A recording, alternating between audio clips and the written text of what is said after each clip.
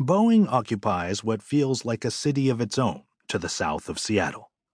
The company's footprint stretches more than a mile along East Marginal Way, the comically understated name for a street where so much of consequence has taken place for a century. Today, there's a county airport known as Boeing Field, a museum that displays the original humpbacked 747, an aviation-focused high school funded in part by Boeing, instead of the ubiquitous 12 signs signaling support of the NFL's Seattle Seahawks. Students there hang a square root of 144, and block-long buildings where engineers and mechanics test and develop aircraft like the MAX. One massive building, in fact, was camouflaged as a town during World War II, when Boeing churned out bombers crucial to the war effort. Fake suburban streets were built atop the roof to confuse potential aerial attackers, complete with wooden houses and trees made from wires and chicken feathers. War was actually the reason the American company would go on to dominate the jet age that brought international travel to the masses in the decades that followed. Days after Germany's surrender in May 1945, a Boeing engineer named George Schuyler sent a letter from a forest near the town of Braunschweig.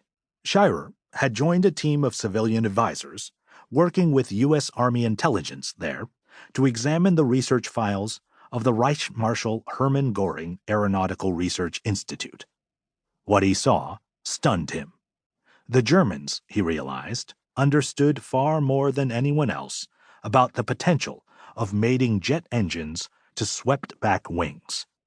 Most planes at the time still used propellers and perpendicular wings, jutting out from the fuselage at 90-degree angles. Wind tunnel data that Schuyler examined in the files showed a massive increase in speed and performance when wings were made to point slightly back, particularly when the engines hung beneath the wings in pods rather than being nested inside them, as had been the custom. The arrangement compensated for drag by making the wing itself more flexible in meeting wind resistance. Schuyler sent 7 cramped pages of mathematical formulas and sketches to a colleague in Seattle. The timing was good. Boeing was then in the midst of a competition with 3 other manufacturers to build a jet-powered bomber for the U.S. Army Air Forces. The others soon got access to the same German data, but they all opted for fixed-wing designs, and Boeing won the contract for the B-47, whose mission was the rapid delivery of nuclear bombs to targets in the Soviet Union. At $3 million apiece, the B-47 was the most expensive plane Boeing had ever built when it entered production in 1951.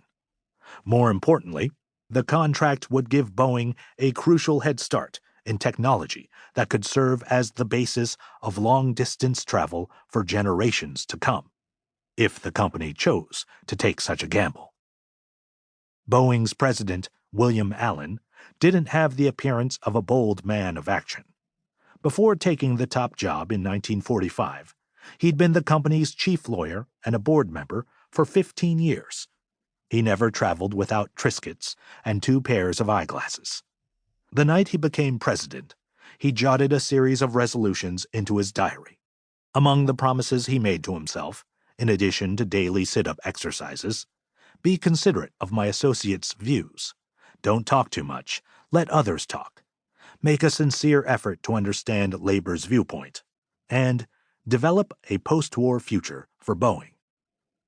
Douglas Aircraft in Long Beach, California, was then the acknowledged king of the skies. Since before the war, the propeller-driven DC-3 had been the backbone of commercial airline fleets, carrying as many as 32 people in graceful silvery skins that reflected the age's Art Deco aesthetic. The conditions inside were less graceful, bumpy, noisy, and during storms, wet. The windows leaked. A cross-country flight took 15 hours with 3 refueling stops. Douglas sold more than 600 of them, trouncing a competing Boeing model 8-1.